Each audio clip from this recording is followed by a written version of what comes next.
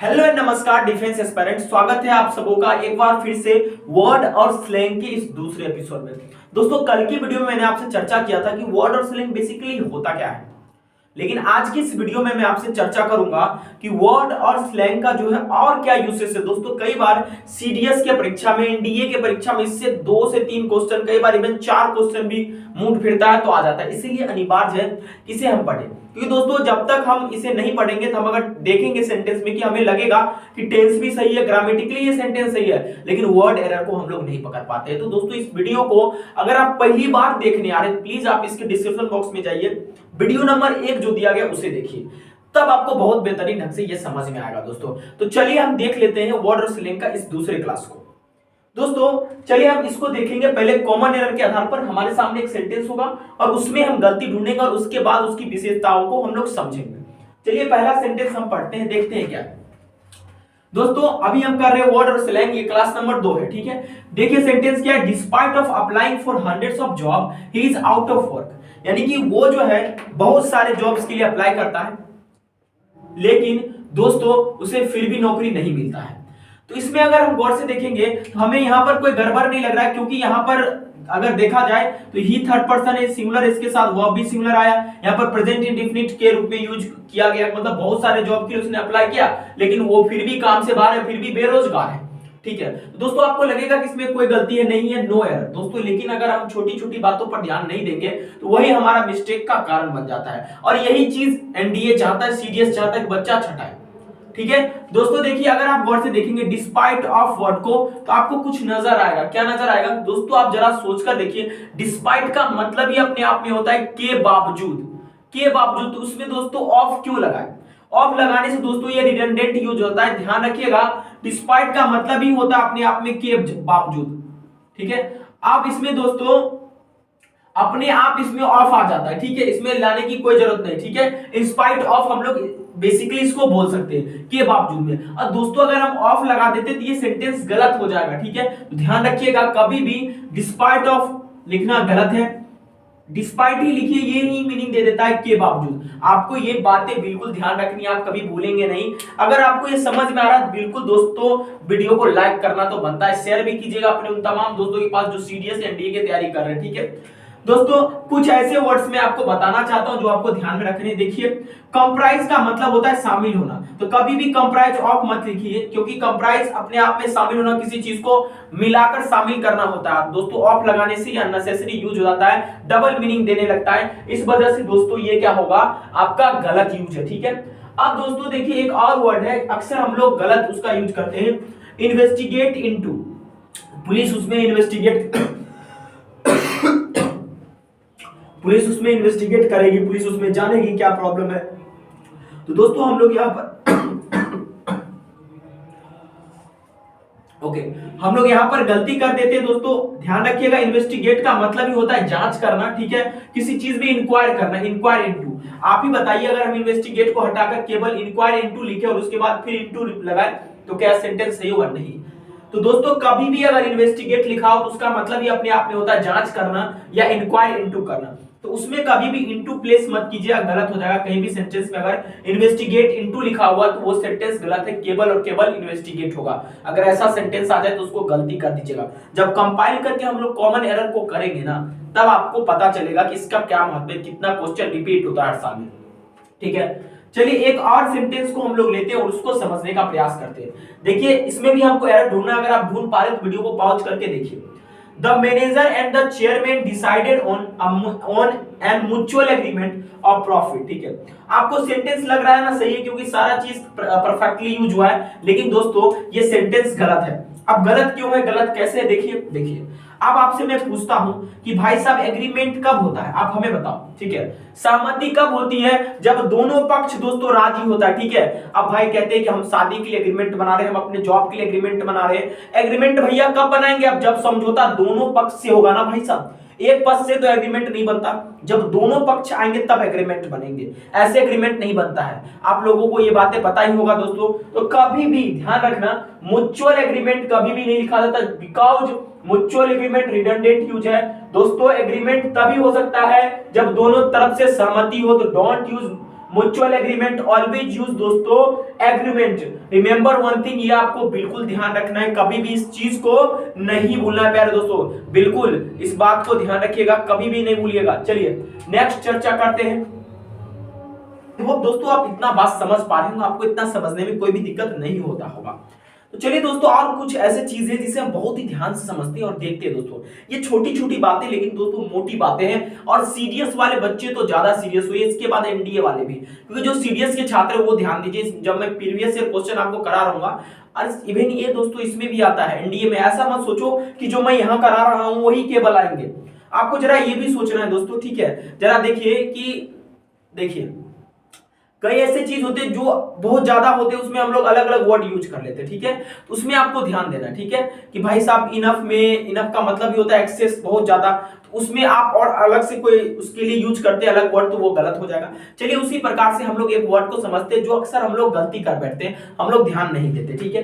अगर आप वर्ड से ये वर्ड देखिएगा काइंडली रिक्वेस्टेड को, तो इस वर्ड में दोस्तों आपको क्या नजर आ रहा है, तो अक्सर लोग बोलता है यार काइंडली रिक्वेस्ट हमने किया उससे, लेकिन उन्होंने उत्तर नहीं दिया। भाई साहब काइंडली रिक्वेस्ट मजाक चल रहा है क्या इंग्लिश में, ठीक है।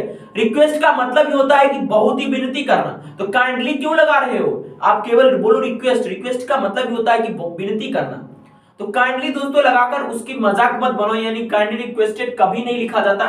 और ये तो बस आपके फीलिंग्स के पॉइंट ऑफ व्यू से कि जब रिक्वेस्ट कर रहे हो, तो रिक्वेस्ट का मतलब ही अपने आप में बहुत पोलाइट निवेदन होता है, ठीक है। तो काइंडली लगाने से क्या मतलब निकलता है, ठीक है, तो काइंडली रिक्वेस्ट नहीं लिखा जाता। और ग्रामर के हिसाब से अगर से हम देखें इसको, तो दोस्तों काइंडली यहां पर किसका काम कर रहा है, एडजेक्टिव का काम कर रहा है। देखिए वैसे आपको लगेगा कि काइंडली एडवर्ब भी है, बिल्कुल एडवर्ब है, लेकिन फिलहाल रिक्वेस्टेड से पहले एडजेक्टिव का काम कर रहा है, ठीक है।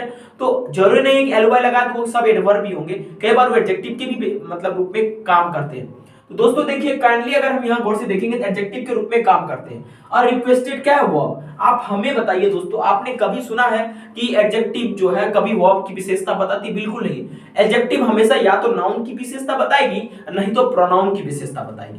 Getting my point, what I am saying, ठीक है। तो दोस्तों ध्यान रखिएगा, कभी भी काइंडली रिक्वेस्टेड नहीं लिखा जाता है, ऑलवेज राइट रिक्वेस्टेड। कहीं भी काइंडली रिक्वेस्टेड लिखा है सेंटेंस में तो वो गलत है। नेवरदलेस देखिए आगे चर्चा करते हैं, ठीक है। देखिए अगर आप गौर से देखिएगा ना, तो काइंडली का यूज आपके दिमाग में प्रश्न खटकेगा कि भाई साहब ये बता दो काइंडली का यूज एडजेक्टिव और एडवर्ब के रूप में कैसे होता है। लेट अस सी। काइंडली का यूज हम लोग एडजेक्टिव के रूप में भी कर सकते हैं, we can use it as adverb, ठीक है दोस्तों। जब इसका हम लोग एडजेक्टिव के रूप में यूज करेंगे तो इसका मतलब होता है प्लीजेंट, जो सुहावना हो, अच्छा हो। इसके अलावा जेनरस नेचर का, अगर पर्सन के लिए यूज हो रहा है, उसकी विशेषता बताई जा रही है कोई नाउन की, तो उसमें मतलब बहुत उदार कैरेक्टर के बंदे को हम लोग काइंडली उसके साथ लगा सकते हैं, ठीक है। अगर हम बात करें यहाँ पर एक काइंडली क्लाइमेट देखेंगे तो मतलब बहुत ही प्लीजेंट, मतलब बहुत ही जबरदस्त क्या मौसम, तो यहाँ पर काइंडली दोस्तों क्या हुआ, एडजेक्टिव का काम कर रहा है, ठीक है। और बेसिकली एडजेक्टिव को क्वालिफाई करने के लिए वहां पर आर्टिकल भी आ रहा है, ठीक है, सही है। अब दोस्तों अगर एडवर्ब के रूप में यूज किया जाए काइंडली को, तो इन अ काइंड मैनर, मतलब दयालुता पूर्वक या दयालु के भाव से, ठीक है, उसके रिस्पेक्ट में, ठीक है। जैसे यहाँ देखिए would you kindly order me a cab, ठीक है, तो यहाँ पर मतलब रिक्वेस्ट किया जा रहा है और काइंडली यहाँ पर एडवर्ब का काम कर रहा है, ठीक है। Getting my point, what I am saying. तो कभी भी काइंडली रिक्वेस्टेड नहीं लिखना है, आपको मैंने बता दिया काइंडली को एडजेक्टिव और एडवर्ब के रूप में कैसे यूज किया जा सकता है, ठीक है। आप चाहे तो इस पे आधारित 2-3 सेंटेंस भी लिख सकते हैं अगर आपको ये वीडियो पसंद आ रहा है तो, ठीक है। अब दोस्तों देखिए एक सेंटेंस और देखते हैं जिसमें कॉमन एरर आप लोग निकालने का प्रयास कीजिएगा वीडियो को पॉज करके। सेंटेंस है she suddenly came across some all photographs in drawer, यानी कि उसके ड्रॉअर में कुछ फोटोग्राफ्स रखे हुए थे, फोटोग्राफ जिसे आप लोग कहते हैं, ठीक है, वो अचानक उसके सामने आ गई। भाई साहब मजाक चल रहा है क्या, ठीक है।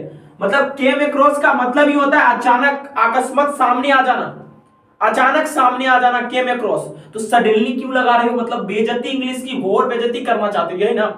हमें अंग्रेज शिक्षक पिछली वीडियो में आप लोगों ने बना दिया था, ठीक है। अब भाई साहब अब कम क्रॉस के साथ बेइज्जती करो, ध्यान रखना कभी भी इसके ये पार्ट में गलती है। कभी भी कम क्रॉस का मतलब ही दोस्तों होता है कि अचानक सामने आ जाना, ठीक है। और सडनली लगाने से कोई मतलब नहीं निकलता है, कभी भी ध्यान रखिएगा। सडनली कम अक्रॉस लिखना गलत है, क्योंकि कम अक्रॉस का मतलब ही दोस्तों अपने आप में होता है कि अचानक सामने आ जाना, ठीक है, या अचानक मिल जाना, ठीक है। इस बात को ध्यान रखिएगा, तो हमेशा कम अक्रॉस लगाइए। अब उसको टेंस के अकॉर्डिंग आप यूज कर सकते हैं, कोई दिक्कत नहीं है, ठीक है। इस बात को ध्यान रखिएगा। चलिए एक और हम लोग अगला सेंटेंस देखते हैं, यानी उसमें हम लोग एरर ढूंढने का प्रयास करते हैं। We do not discuss about the case in the in his presence, ठीक है। यहाँ पर हमें सेंटेंस तो सही लग रहा है, डी होना चाहिए उत्तर, लेकिन दोस्तों हम लोग क्या करते हैं, वर्ड को नहीं पकड़ते। दोस्तों आप हमें बताइए डिस्कस का मतलब क्या होता है? तो किसी चीज के बारे में वार्तालाप करना, किसी चीज के बारे में बहस करना। अगर किसी चीज के बारे में आप बहस कर रहे हैं तो आप उसमें अबाउट को तो यूज कर रहे हैं, ठीक है। टॉकिंग अबाउट समथिंग, अल्टरकेशन किसी चीज के बारे में बहस होना, डिस्कस करना मतलब विचार विमर्श करना किसी से, ठीक है। किसी चीज के बारे में टॉक करना, टॉक अबाउट समथिंग। तो यहां पर आप अबाउट क्यों लगा रहे हैं? आप सिंपली यूज कीजिए ना discuss, we do not discuss the case in his presence. तो ध्यान रखिएगा कभी भी नेवर यूज दोस्तों क्या, discuss about, this is redundant superfluous, कोई काम का नहीं है, यूज डिस्कस, ठीक है। डिस्कस का मतलब होता है वार्तालाप करना, बातचीत करना, ठीक है। ये बातें आपको ध्यान रखना, इस तरह के कॉमन एरर जरूर आते हैं दोस्तों। चलिए और हम चर्चा करते हैं, इस वीडियो में पूरा कंसेप्ट को करेंगे, इसके बाद एक सेपरेट वीडियो में आपको केवल और केवल इस पे आधारित कॉमन एरर करवाए जाएंगे दोस्तों। और कुछ नियम को और कुछ तरीके को कॉमन एरर के मदद से, सेंटेंस के मदद से सीखते हैं दोस्तों, ताकि आप लोगों को लंबे समय तक याद रहे। चलिए एक और खूबसूरत सा कंसेप्ट को हम लोग देखते हैं, ठीक है। पहले आपको मैं सेंटेंस दिखाऊंगा और उसमें आपको मैं गलती ढूंढने के लिए कहूंगा, जिस पार्ट में आपको गलती लग रहा है ए बी सी डी, अगर किसी पार्ट में गलत आपको नहीं लग रहा तो डी के साथ जा सकते हैं। अगर किसी पार्ट में गलती लग रहा है तो आप कमेंट बॉक्स में पिन कीजिए, नहीं तो सीखिए अगर नहीं आ रहा है तो, ठीक है। चलिए देखिए, अगर सेंटेंस को देखेंगे, he threw her out on to the street, यहां तक तो हमको सही लग रहा है, विद बैग एंड बैगेज, मतलब उसको उसने क्या किया, मतलब उसके बोरिया बिस्तर को के साथ लेकर उसको गली के बाहर फेंक दिया, मतलब कुछ किया होगा, ठीक है। इस सेंटेंस हम समझ गए। लेकिन दोस्तों आप लोग को ये लगेगा कि सेंटेंस में सब कुछ तो सही है दोस्तों, टेंस भी ठीक से यूज किया गया, सब्जेक्ट प्लस V2 सही है भाई, ठीक है। लेकिन दोस्तों जानते हैं विथ यहां पर हमें खटक रहा है, क्योंकि बैग एंड बैगेज का मतलब होता है बोरिया बिस्तर के साथ। अगर समझने का प्रयास कीजिएगा, बैग एंड बैगेज का मतलब होता है विथ ऑल बिलोंगिंग्स, जो कुछ भी उसके साथ है, जो कुछ भी उसके पास है उसके साथ उसको लेकर बाहर फेंक दिया गया, ठीक है, यानी बढ़िया बिस्तर लेकर। अब भाई साहब इसका मतलब ही विद अपने आप आ रहा है उस सारे चीजों के साथ, तो विद लगाकर हम फिर गलत कर रहे हैं ना, इसमें विद हमें नहीं लगाना ना भाई साहब, विद लगाना सही नहीं है, ठीक है।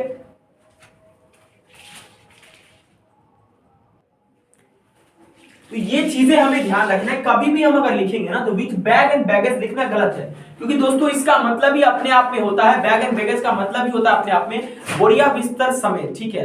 यानी इसका हिंदी मीनिंग यानी इंग्लिश समझेंगे विथ ऑल बिलोंगिंग्स, तो एक और विथ लगाकर हम इसको रिडंडेंट यूज क्यों करें, ठीक है।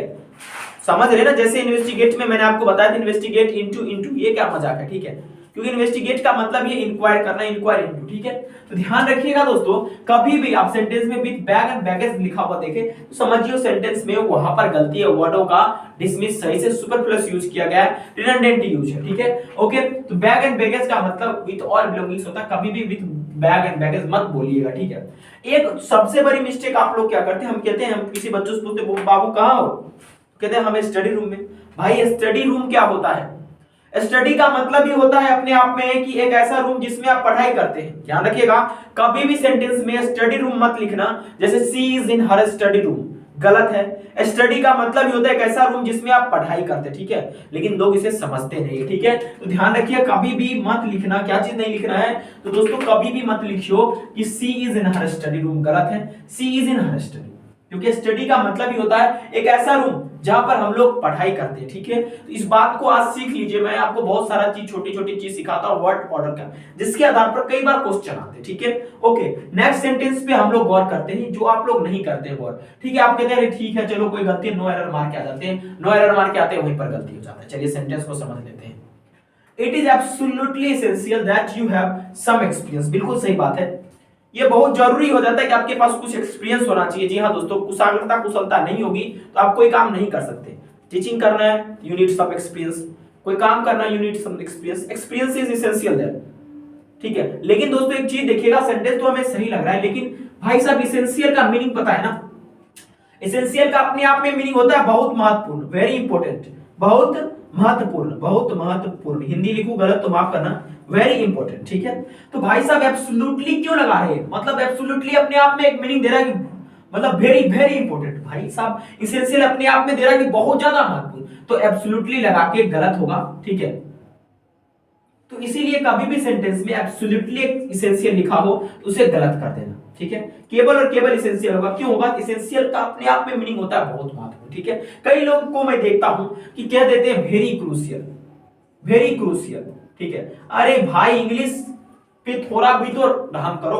वेरी क्रूशियल क्यों लिखते हो? क्रूशियल ही लिखो ना, क्योंकि क्रूशियल अपने आप से बना है, किससे? वेरी इंपॉर्टेंट से, महत्वपूर्ण जो चीज है उससे बना है। ठीक है, नहीं बहुत ज्यादा महत्वपूर्ण, क्रूशियल का मतलब ही अपने आप में होता है बहुत ज्यादा महत्वपूर्ण। तो वेरी क्रूशियल का मतलब क्या है? मतलब बहुत ज्यादा महत्वपूर्ण, महत्वपूर्ण, बहुत बहुत महत्वपूर्ण। ये क्या मतलब है? मतलब इस तरह से यूज कीजिए ताकि गलती ना हो। तो कभी भी ध्यान रखिए, क्रूशियल में आप लोग लिखे हैं, बोल रहे हैं तो वेरी मत लगाइए। ठीक है, क्योंकि क्रूशियल का अपने आप में मीनिंग होता है दोस्तों कि वेरी इंपॉर्टेंट। इस तरह से हम लोग क्या करते हैं, वेरी वाइटल भी लगाते हैं कई बार, जो कि गलत है। वाइटल का मतलब ही अपने आप में होता है बहुत महत्वपूर्ण। तो ये छोटी छोटी बातें आप सेंटेंस में गौर करेंगे इस वीडियो को सीखने के बाद। ठीक है, इस वीडियो को देखने के बाद चलिए एक सेंटेंस पे और गौर देते हैं। ठीक है, इसमें एरर निकालने का प्रयास कीजिए। अब तो आप सीख गए होंगे। ठीक है, वर्ड को पकड़ना, hydrogen combines together with oxygen to form water. सही बात है, हाइड्रोजन और ऑक्सीजन जब मिलता है तो मतलब वाटर बनता है। I still agree with this, but एक चीज दिमाग में हमारे खटक रहा है भाई, सेंटेंस भी सही है क्योंकि यहाँ पर साइंटिफिक फैक्ट है, तो साइंटिफिक फैक्ट है तो प्रेजेंट इंडेफिनिट में यूज होगा। I agree with this. लेकिन दोस्तों यहाँ पर समस्या ये है कि कंबाइन का मतलब ही होता है किसी चीज को टुगेदर मिलाकर बनाना, किसी चीज को मिक्स करके रिप्रोड्यूस करना। जैसे कंबाइन करते किसी चीज को मिला देते, सम्मिलित कर देते, यानी कि उसमें टुगेदर का एक अपने आप भनक आ रहा है, उसमें टुगेदर का अपने आप एक गुण आ रहा है। ठीक है, तो ध्यान रखिएगा कभी भी कंबाइन टुगेदर नहीं लिखा जाता, always right combine. Combine together गलत है। कंबाइन का मतलब ये होता है किसी चीज को मिक्स कर देना, एक साथ मिला देना। जैसे नहीं कहता 5 क्लास को हमने कंबाइन कर दिया, तो ऐसे तो नहीं बोल सकते I have combined together 5 class, गलत है। आई हैव कंबाइंड 5 क्लासेस, इसका मतलब 5 क्लास को मैंने एक साथ क्या किया, मिला दिया। वहां पर टुगेदर की अपने आप अंदर उस वर्ड का मीनिंग में ही भावना आ जाता है। ठीक है, तो कभी भी कंबाइन टुगेदर मत लिखियो, गलत है। कंबाइन सही है। ठीक है, इसी तरह से मर्ज टुगेदर में लिखिएगा, मर्ज सही है। मर्ज का मतलब ये होता है कि मिला देना। ठीक है, इसके अलावा दोस्तों ज्वाइन टुगेदर में भी ध्यान देना है कि ज्वाइन टुगेदर नहीं लिखना है, हमें लिखना है ज्वाइन। ठीक है, क्योंकि ज्वाइन का मतलब भी होता है मिलाना। ध्यान रखिएगा इस बात को, ज्वाइन का मतलब भी होता है मिलाना। ओके, इस बात को आपको दिमाग में रखनी दोस्तों। तो ये कुछ जानकारी है जिसे आप ध्यान में रखेंगे।